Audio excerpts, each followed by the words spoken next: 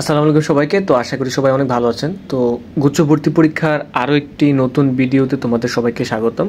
তো আজকের ভিডিওতে আমরা মূলত কথা বলবো কয়েকটা কোয়েশ্চেন নিয়ে এবং সেই কোয়েশ্চেনগুলোর আনসার দেওয়ার চেষ্টা করব এবং সাথে সাথে তোমাদেরকে গুচ্ছ সম্পর্কিত যে সর্বশেষ আপডেট আছে সেই আপডেটটা দেওয়ার চেষ্টা করব। তো প্রথম কোয়েশ্চেনটা আগে আমরা শুনি। প্রথম কোয়েশ্চেনটা হচ্ছে যে আমরা পঞ্চম মেরিট লিস্ট নিয়ে আপডেট, অর্থাৎ পঞ্চম মেরিট লিস্ট কবে দিবে বা কবে দিতে পারে বা গুচ্ছ কমিটি কী সিদ্ধান্ত নিয়েছে পঞ্চম মেরিট লিস্ট নিয়ে, এই ব্যাপারে একটা ছোট্ট আপডেট আছে। সো সেই আপডেট আমরা দিব। দ্বিতীয় কোয়েশ্চেনটা হচ্ছে যে তোমাদের চূড়ান্ত ভর্তি এবং তোমাদের ক্লাস শুরু নিয়ে ছোট্ট একটা আপডেট পাওয়া গেছে, তো আমরা সেই আপডেটটাও দিব। তারপর যে যারা যারা ওয়েটিংয়ে আসো তোমাদের এখন কি করণীয় আছে এই ব্যাপারটা নিয়ে আমরা একটু কথা বলবো। আর আরেকটা কোয়েশ্চেন হচ্ছে যে গণবিজ্ঞপ্তি কবে দিবে এবং কত পজিশনে সর্বশেষ চান্স হবে আর কি, সেটা গণবিজ্ঞপ্তি বলো বা সর্বশেষ মেরিট লিস্ট বলো, দুইটাই। তো তাহলে আমরা আজকে ভিডিওটা শুরু করি এখনই।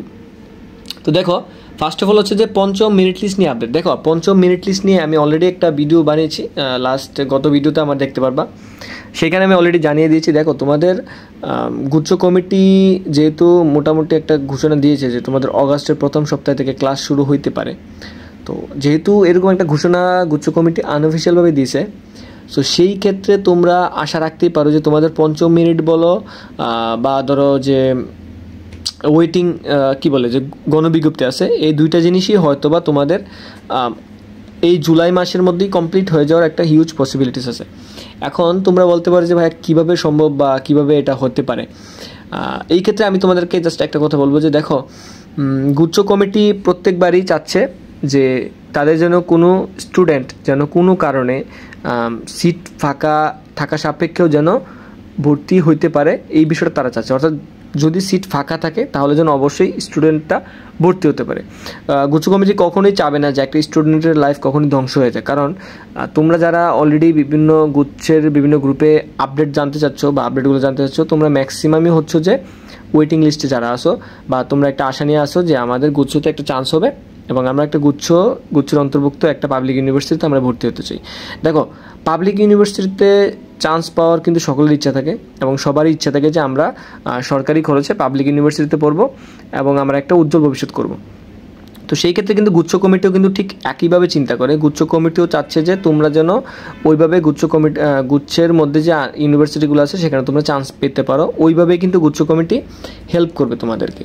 এখন বিষয়টা যেটা হচ্ছে যে তোমাদেরকে ক্লাস শুরু করার জন্য কিন্তু কয়েকটা ধাপ আছে। সেই ধাপগুলোর মধ্যে একটা হচ্ছে যে তোমাদের সিট ফাঁকা থাকা সাপেক্ষে তোমাদের নতুন মেরিট লিস্ট দেওয়া বা চূড়ান্ত ভর্তিগুলো নেওয়া, এই ব্যাপারগুলো নিয়ে আমি আশা করতে পারি যে আমি গত ভিডিওতে বলছি যে লাস্ট 2 থেকে 3 দিন বা 4 দিনের মধ্যে আশা করি যে তোমাদের এই পঞ্চম মেরিট লিস্টও দিয়ে দেবে। এর কারণ হচ্ছে দেখো, দ্রুততম সময়ে যদি তোমাদের মেরিট লিস্টটা না দেওয়া হয় তাহলে কি হবে, গুচ্ছ কমিটি যে বলেছে যে আগস্টের প্রথম সপ্তাহ থেকে তারা ক্লাস শুরু করবে এমন একটা ইঙ্গিত দিয়েছিল, তো তারা কিন্তু সেই কাজটা করতে পারবে না। তো ওই আঙ্গিকেই যদি বলা যায় তাহলে বলা যাচ্ছে যে গুচ্ছ কমিটি চাচ্ছে যে তোমাদের অগাস্টের প্রথম সপ্তাহ থেকে ক্লাস শুরু হোক, এই জন্য যারা ওয়েটিংয়ে আসো তারা যেন দ্রুত চান্স পায়, এই জন্য গুচ্ছ কমিটি খুব দ্রুতই পঞ্চম মেরিট লিস্ট ঘোষণা করে দিবে।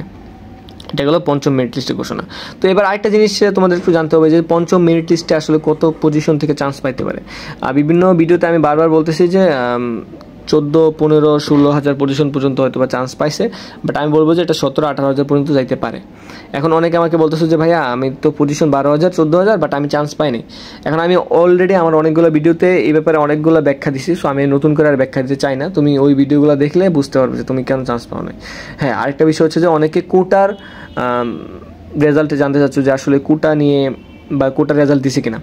দেখো, আমি যেহেতু জুলাইয়ের আন্দোলনে আমি একজন সদস্য ছিলাম, সো সেই ক্ষেত্রে তোমাদেরকে বলতে পারি যে আমি আসলে কোটার বিরুদ্ধে। হ্যাঁ, কোনটা দরকার, যে যদি কোনো প্রতিবন্ধী কোটা থাকে সেটার আমি পক্ষে আছি, বাট মুক্তিযোদ্ধা কোটা বা পোষ্য কোটা এই দুইটার আমি একদম চরম বিপরীতে। সো তোমরা যারা কোটা আসো একমাত্র প্রতিবন্ধী কোটা ছাড়া বাকিরা তোমরা কোনো কমেন্ট করো না, তাহলে কিন্তু অনেক গালিগালাজও খাইতে পারো, ঠিক আছে? ডিরেক্ট বলে দিলাম, কারণ আমি এইসব পোষ্য কোটা বা মুক্তিযোদ্ধা কোটা এগুলো আমি একদম পছন্দ করি না, ঠিক আছে? তো এটা হচ্ছে বিষয় আর কি। সো কোটার ব্যাপারে আমাকে কোনো কোশ্চেন না করলে আমি খুশি হব। এটা গেল। তারপর হচ্ছে যে তোমাদের পঞ্চম মেরিট লিস্টে যে বললাম যে কত পজিশন পর্যন্ত চান্স পাবেন, বললাম যে 16 থেকে 18,000 পজিশনের মধ্যে চান্স পাইতে পারো। আমি হয়তো বিগত ভিডিওগুলোতে একটু বেশি কম বলতে পারি, সো এটাকে তোমরা আনুমানিক হিসেবে ধরে নাও, কারণ গুচ্ছের প্রতিটা জিনিসই কিন্তু অনুমানের উপর নির্ভর। গুচ্ছের এমন কোনো সিচুয়েশন নাই বা এমন কোনো জিনিস নাই যেটা পুরোপুরি 100% সত্যি হবে। এর একটাই কারণ হচ্ছে যে গুচ্ছ মানে পুরোটা জিনিস হচ্ছে একটা আনএক্সপেক্টেড এবং যে কোনো কিছু করতে পারে।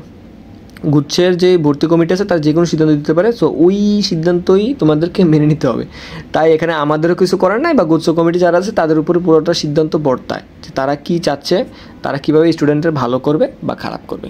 সো এটা গেল একটা বিষয় পঞ্চম মেরিট লিস্ট নিয়ে। এবার আসি পরবর্তী কোয়েশ্চেন, সেটা হচ্ছে যে চূড়ান্ত ভর্তি প্লাস ক্লাস শুরু করা নিয়ে আপডেট। দেখো আমি অলরেডি বলে দিয়েছি যে পঞ্চম মেরিট লিস্ট দেওয়ার পর তোমাদের আশা করা যায় যে অন্য কোনো মেরিট লিস্ট দেওয়ার সম্ভাবনা খুবই কম। এখন হ্যাঁ হতে পারে যে অনেকগুলো সিট ফাঁকা আছে, তো ওই ক্ষেত্রে আবার ষষ্ঠ মেরিট লিস্টও দিতে পারে, সপ্তম মেরিট লিস্টও দিতে পারে। গত কয়েকটা বছরে দেখা গেছে যে ষষ্ঠ সপ্তম এই দুইটা পর্যন্ত মেরিট লিস্টও দিছে। এখন হইতে পারে যে বিষয়টা যে চূড়ান্ত ভর্তি তখনই নিবে যখন দেখবে যে তারা মোটামুটি সিট ফিল আপ, এটা কত পার্সেন্ট ফিল আপ, যদি দেখে যে 85 থেকে 95% সিট অলরেডি ফিল আপ হয়ে গেছে, তখন তারা চিন্তা করবে যে হ্যাঁ আমরা চূড়ান্ত ভর্তিটা নিয়ে নেই। চূড়ান্ত ভর্তি নেওয়ার পরে দেখা যাবে যে চূড়ান্ত ভর্তি কিন্তু সবাই হবে না, এটা কিন্তু একটা বড় একটা ফ্যাক্ট। কারণ অনেকের কাগজপত্র হয়তো বা কোনো কারণে জমা দিয়ে রাখে। আর আরেকটা জিনিস তোমরা জানো কি না আমি বলি তোমাকে, প্রাথমিক ভর্তির সময় কিন্তু মেন কাগজপত্রগুলো জমা না দিলেও চলে। কোনো কোনো ক্ষেত্রে তুমি যদি আবেদন করে স্যারদেরকে জানাও যে স্যার আমার তো একটু কাগজপত্রগুলো আনতে লেট হয়েছে, তো ওই ক্ষেত্রে স্যাররা একটা টাইম নেয় যে 7 দিন 8 দিন 10 দিন, বা বলে যে পরবর্তীতে যখন চূড়ান্ত ভর্তি হবে তখন কাগজপত্রগুলো নিয়ে আসতে। সো এই ক্ষেত্রে দেখা যায় কি একজন স্টুডেন্টকে হয়তো বা অনেক সুযোগ সুবিধা থাকে আর কি যারা কাগজপত্র এখন জমা দেয়নি, বাট চূড়ান্ত ভর্তির সময় কিন্তু মোটামুটি সকল কিছু লাগবে, ঠিক আছে, এবং সকল অরিজিনাল ডকুমেন্টসগুলো জমা ছাড়া কিন্তু তোমার চূড়ান্ত ভর্তি হবে না। সো তুমি যদি সকল চূড়ান্ত ডকুমেন্টসগুলো দিয়ে দাও বা অরিজিনাল ডকুমেন্টগুলো দিয়ে দাও, তাহলে কিন্তু তোমার ভর্তি কার্যক্রম এখানেই শেষ বা এখানেই ভর্তি হতে হবে। আরেকটা বিষয় যারা একটা কোয়েশ্চেন করছো যে ভাই আমি চূড়ান্ত ভর্তি হয়ে গেছি, বা ধরেন আমি চূড়ান্ত ভর্তি হয়ে গেছি একটা সাবজেক্টে, বাট আমার সাবজেক্টটা পছন্দ না, আমি কি গণবিজ্ঞপ্তিতে বা অন্য কোনো পরবর্তী মেরিট লিস্টে কি চান্স পাবো কি না? দেখো এই ব্যাপারটা নিয়ে আমি একটু বলি যে চূড়ান্ত ভর্তির ব্যাপারটা আমি তোমাকে বলি। চূড়ান্ত ভর্তি হওয়া মানে কিন্তু তুমি ওই ইউনিভার্সিটিতে অ্যাপ্লাই করে ফেলছো এবং কি ওই ইউনিভার্সিটির ওই ডিপার্টমেন্টে তোমাকে পড়তে হবে। এটা হচ্ছে একটা বিষয় যে চূড়ান্ত ভর্তি হয়ে গেলাম, আমার মেইন কাগজপত্র সব এখানে জমা। এখন এটার ক্ষেত্রে গুচ্ছ কমিটির একটা ব্যাপার স্যাপার আমি তোমাদেরকে বলি। যদি তুমি চূড়ান্ত ভর্তি হয়ে যাও এবং যদি তোমার মাইগ্রেশন অন করা থাকে, তাইলে গুচ্ছ যদি পরবর্তীতে কোনো মেরিট লিস্ট দেয় এবং তোমার যদি অন্য কোনো বিশ্ববিদ্যালয়ে তোমার কোনো সাবজেক্ট আসে, তাইলে এখানে একটা কথা আছে। তাহলে কথাটা হচ্ছে যে তুমি অপর যে মাইগ্রেশন যদি অন্য কোনো ইউনিভার্সিটি পাও, তাহলে তুমি তোমার যেই মানে চূড়ান্ত ভর্তি হয়েছিল ওই ইউনিভার্সিটি থেকে ভর্তি বাতিল করে তুমি আবার নতুন যে বিশ্ববিদ্যালয়টা আছে সেখানে ভর্তি হইতে পারবা। এটা কিন্তু একান্ত তোমার উপর ডিপেন্ডস করে যে তুমি চূড়ান্ত ভর্তি বাতিল করবা কি না। চূড়ান্ত ভর্তি বাতিল করে নতুন যে মাইগ্রেশন করা বিশ্ববিদ্যালয়ে যে সাবজেক্টটা পাইছো সেখানে ভর্তি হবা কিনা, এটা কিন্তু তোমার উপর ডিপেন্ডস করে, ঠিক আছে। এখন তুমি বলবা যে ভাই আমি তো এখানে চূড়ান্ত ভর্তি গেলাম, ধরো তুমি যশোর বিজ্ঞান ও প্রযুক্তি বিশ্ববিদ্যালয়ে চূড়ান্ত ভর্তি হয়ে গেলে, তোমার মাইগ্রেশন অন করা ছিল, পরবর্তী একটা মেরিট লিস্ট হতে বা গুচ্ছ দিল, এখন দেখা গেল পরবর্তী মেরিট লিস্টে তোমার বরিশাল বিশ্ববিদ্যালয়ে চলে আসলো। সো তুমি বরিশাল বিশ্ববিদ্যালয়ে সিসি পাইলা, তো তুমি চিন্তা করলে যে আমি যশোর থেকে বরিশাল চলে যাবো। সেই ক্ষেত্রে তুমি কী করলা, যশোর বিজ্ঞান ও প্রযুক্তি বিশ্ববিদ্যালয়ে ভর্তি বাতিল করলা এবং বরিশাল বিশ্ববিদ্যালয়ে চলে গেলা। এখন তোমার মনে একটা কোয়েশ্চেন আসতে পারে যে ভাই আমি যে বরিশাল বিশ্ববিদ্যালয়ে চলে গেলাম সেখানে কি আমি পুরো টাকা দিয়ে ভর্তি হতে হবে? হ্যাঁ অবশ্যই, তুমি যেখানে চূড়ান্ত ভর্তি হবে না কেন সেখানেই তোমাকে সম্পূর্ণ টাকা দিয়ে ভর্তি হতে হবে। সেটা হতে পারে 10 থেকে 12 হাজারের মধ্যে, বা কিছু কিছু বিশ্ববিদ্যালয় একটু বেশি কম হয়ে থাকে। পুরো টাকা দিয়েই তোমাকে ভর্তি হতে হবে। তাহলে বলবো যে ভাই আমি যে যশোর বিজ্ঞান ও প্রযুক্তি বিশ্ববিদ্যালয়ে ভর্তি হলাম সেখানকার টাকাটা কী হবে? হ্যাঁ এই ব্যাপারে একটা কথা আছে যে গুচ্ছ কমিটি নির্দিষ্ট একটা সময় দিয়ে দেয় বিশ্ববিদ্যালয়গুলোতে যে যারা ভর্তি বাতিল করবে তাদের কী করবে, অবশ্যই যেন টাকাটা ব্যাক দিয়ে দেয়, ঠিক আছে। তারা ভর্তি বাতিল করবে তাদেরকে যেন অবশ্যই টাকাটা ব্যাক দিয়ে দেয়, এটা একটা বিষয় থাকে।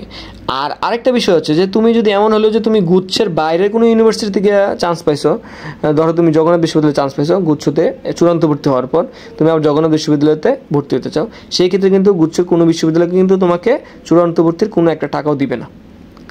এই টাকাটা তখনই দিবে যখন তুমি গুচ্ছের আন্ডারে যতগুলো বিশ্ববিদ্যালয় আছে সেখানে তুমি চূড়ান্ত ভর্তি হয়ে অন্য কোনো একটা মাইগ্রেশনে তুমি আবার নতুন একটা বিশ্ববিদ্যালয় চূড়ান্ত ভর্তি হইতে যাবা, তখন পূর্ববর্তী বিশ্ববিদ্যালয় তোমাকে চূড়ান্ত ভর্তির টাকাটা দিয়ে দেবে। এর কারণ হচ্ছে গুচ্ছ কমিটি চূড়ান্ত ভর্তির টাকা একবারে নেয়, ঠিক আছে, এটা হচ্ছে বিষয়। তো আশা করি তোমাদেরকে বিষয়টা ক্লিয়ার হচ্ছে। আরেকটা হচ্ছে যে ক্লাস শুরু করার সময় নিয়ে আপডেট। ক্লাস শুরু আমি অলরেডি বলে দিয়েছি যে অগাস্টের প্রথম সপ্তাহ থেকে তোমাদের ক্লাস শুরু হতে পারে, এটা মোটামুটি আপডেট আছে। আর যারা যারা ওয়েটিং আছে তাদের কী করণীয়, এটাই সেম কোয়েশ্চেন যে তোমরা যারা ওয়েটিংয়ে আছো তোমাদেরকে অবশ্যই ধৈর্য ধরতে হবে। ধৈর্য ধরা ছাড়া আসলে তোমাদের কাছে কোনো ওয়ে নাই, কারণ অলরেডি বিভিন্ন বিশ্ববিদ্যালয়ে বিভিন্ন মেরিট লিস্ট দিচ্ছে, রাজশাহী মেরিট লিস্ট দিচ্ছে, জাহাঙ্গীরনগর দিচ্ছে, জগন্নাথ দিচ্ছে। সো যেহেতু মেরিট লিস্ট দিচ্ছে, অতএব গুচ্ছতে সিট ফাঁকা হবে, এবং ফাঁকা হলে কিন্তু অবশ্যই তোমরা সিট পাবা বা চান্স পাবা। তো এই আশাটা তোমাদের মধ্যে রাখতে হবে যে আমি গুচ্ছতে সিট যদি ফাঁকা হয় তাহলে আমি অবশ্যই চান্স পাবো। আর যদি তোমাদের কাছে কোনো বেটার অপশন থাকে, এটা হতে পারে প্রাইভেট কোনো ইউনিভার্সিটি বা বিদেশের কোনো ইউনিভার্সিটি অথবা ন্যাশনাল ভার্সিটি, যে কোনো একটা অপশন থাকলে তুমি ওটাকে চুজ করে নিতে পারো। ঠিক আছে, যদি তোমার মনে হয় যে না আমার গুচ্ছতে হয়তো ইউনিভার্সিটি নাও আসতে পারে। এটা হচ্ছে যারা গুচ্ছর ওয়েটিং আছো তাদের জন্য করণীয়। এবার যদি গণবিজ্ঞপ্তি কবে দিবে বা কত পজিশনে গণবিজ্ঞপ্তিতে চান্স হবে, দেখো গণবিজ্ঞপ্তির ব্যাপারটা আমি প্রথমেই বললাম যে চূড়ান্ত ভর্তি হওয়ার পর গুচ্ছ কমিটি সিদ্ধান্ত নিবে যে তোমাদের গণবিজ্ঞপ্তি দিবে কি না, বা পরবর্তী কোনো মেরিট লিস্ট প্রকাশ করবে কি না। এখন দেখা যাচ্ছে যে প্রাথমিক ভর্তি তো অনেকেই হয়ে থাকে, বাট অনেকেই চূড়ান্ত ভর্তি হয় না। তো চূড়ান্ত ভর্তিটাই হচ্ছে মেন, কারণ দেখো একটা চূড়ান্ত ভর্তি হইতে গেলে একটা স্টুডেন্টকে সকল প্রকার ডকুমেন্টস অরিজিনালটা দিতে হয়। পাশাপাশি তোমাদেরকে কি করতে হয়, সকল প্রকার ডকুমেন্টস অরিজিনাল দিতে হবে, পাশাপাশি তোমাদের বিভিন্নভাবে হেল্প করার জন্য কি করতে হবে, তোমাদের টাকাটা দিতে হবে। সো টাকার একটা ব্যাপার স্যাপার আছে, কারণ চূড়ান্ত ভর্তিতে মোটামুটি 10-15 হাজার টাকার মতো লাগে। তো অবশ্যই যারা মেইন মানে আসলেই যারা মূলত গুচ্ছতে ভর্তি হতে চাবে তারাই কিন্তু চূড়ান্ত ভর্তি হবে, বা যারা অন্য বিশ্ববিদ্যালয়ে আশায় আছে তারা কিন্তু গুচ্ছতে ভর্তি হবে না। তো চূড়ান্ত ভর্তির পরেই গুচ্ছ কমিটি সিদ্ধান্ত নেবে তোমাদেরকে মেরিট লিস্ট দিবে না গণবিজ্ঞপ্তি দিবে, সেটা গুচ্ছ কমিটির উপর। তবে হ্যাঁ, গণবিজ্ঞপ্তি দিলে অবশ্যই আমি গণবিজ্ঞপ্তি নিয়ে একটা ভিডিও করছি, আর গণবিজ্ঞপ্তির কীভাবে টেকনিক আছে বা গণবিজ্ঞপ্তি যদি দেয় তাহলে তোমরা কীভাবে সহজে চান্স পাবে, এই নিয়ে আরও ভিডিও আসবে। পাশাপাশি চূড়ান্ত ভর্তিতে কী ডকুমেন্টস লাগে বা কী কী কাগজপত্র লাগতে পারে বা চূড়ান্ত ভর্তির যে প্রসেসটা সেটাও কিন্তু আমি তোমাদেরকে আরেকটা ভিডিওতে জানিয়ে দিব। তো এই ভিডিওগুলো জানার জন্য অবশ্যই তোমাদের আমার চ্যানেলটার সাথে থাকতে হবে।